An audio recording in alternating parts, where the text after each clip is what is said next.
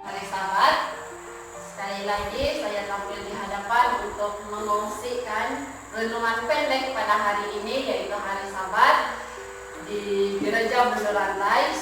Yang bertajuk 3 perkara yang penting ataupun hal penting yang kita kena ingat dalam kehidupan kita sehari-hari untuk memastikan kesehatan mental kita berada dalam keadaan yang baik. Oke? Dalam Ibrani 12 ayat 3 mengatakan, ingatlah selalu akan Dia yang tekun menanggung bantahan yang sehebat itu terhadap dirinya dari pihak orang-orang berdosa, supaya jangan kamu menjadi lemah dan putus asa. Seringkali kita melihat di dunia ini, bila ada seseorang yang kerap kali ataupun sentiasa menerima pelbagai bantahan. Contohnya, kalau dalam bahasa kita, misalkan bahasa pasar kan, kalau kita mempunyai ada satu ide ataupun apa yang kita ingin sampaikan, tetapi semua orang yang mendengar membantah. Cakap saya tidak setuju apa yang dicadangkan, saya tidak mau, aku menyokong begitu. Semua dibantah. Jadi apa yang terjadi kepada orang yang dibantah? Mesti orang akan merasakan sedih ataupun sakit hati, sebab ramai orang yang tidak sependapat dengan mereka. Oke, jadi di sini Tuhan sendiri menjadi contoh kepada kita semua, di mana Dia menerima sangat banyak bantahan daripada orang ramai suatu ketika dahulu. Jadi kamu boleh simpan ayat ini ataupun rujuk semula yang terdapat di dalam Ibrani 12 ayat 3. Oke? Tuhan ingin Anda menjadi sehat di setiap bidang kehidupan Anda, secara emosional, spiritual, dan fisik. Untuk kesehatan mental, Anda harus memfokuskan pikiran Anda pada hal-hal yang benar. Yang pertama, apa yang kita perlu buat supaya kita punya pikiran itu betul? Yang pertama, kita sentiasa harus pikirkan kepada Yesus. Oke? Anda telah mendengar pepatah, Anda menjadi apa yang paling Anda pikirkan dalam kehidupan Anda. Oke? Siapa yang pernah dengar pepatah ini? Dia cakap, apa yang kamu pikir itu yang kamu akan jadi. Maksudnya mindset, the power of mindset kayak Inggris.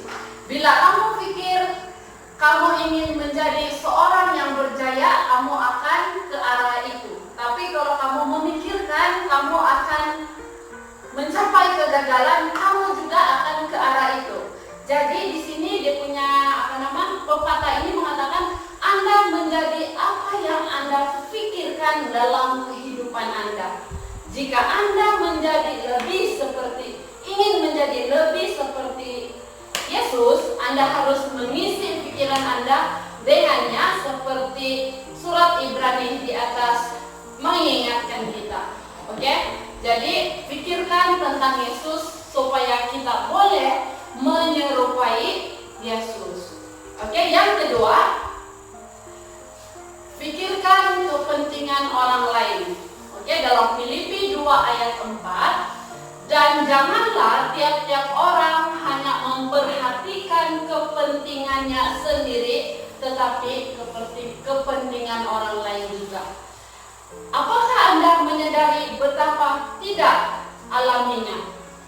Dunia mengajarkan Anda mungkin untuk memikirkan diri sendiri dengan berkompetisi.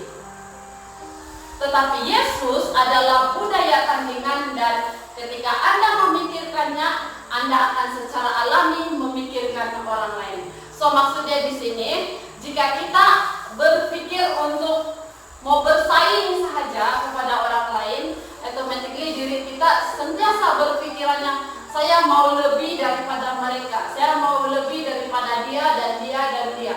Jadi kita sudah memikirkan tentang pribadi kita sendiri. Mungkin kita ingin menandingi seseorang itu dengan cara yang salah. Jadi di sini Tuhan mau kita boleh bersaing secara sehat dengan memikirkan Tuhan terlebih dahulu, dan secara automatically kita boleh memberikan persaingan yang sehat. Oke? So yang ketiga, pikirkan tentang kekekalan.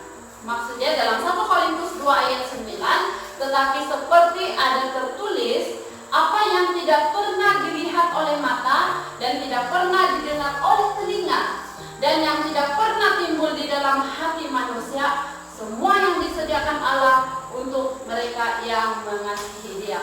Oke, pikiran Anda adalah aset terbesar Anda dan juga medan pertempuran terbesar.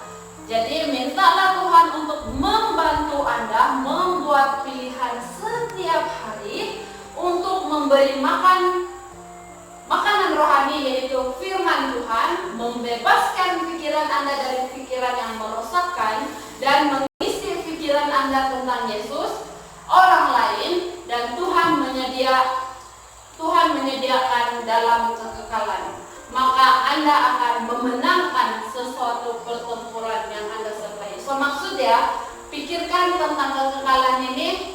Maksudnya kita tidak boleh pikirkan dunia semata-mata dunia sahaja, sebab dunia ini hanya sementara. So kekekalan adalah kita tidak mengingatkan apa yang Tuhan sudah janjikan kepada kita semua, yaitu surga yang kita akan tinggal selamanya, di mana di sana tidak lagi kesedihan, tidak lagi kekecewaan, kesakitan, kematian, dan segala sesuatu sudah tidak dialami, segala sesuatu penderitaan tidak akan lagi dialami bila kita memikirkan kekekalan. So, di sini saya ingin simpulkan renungan pada hari ini, kita harus untuk mengekalkan minda ataupun mental kita yang sehat.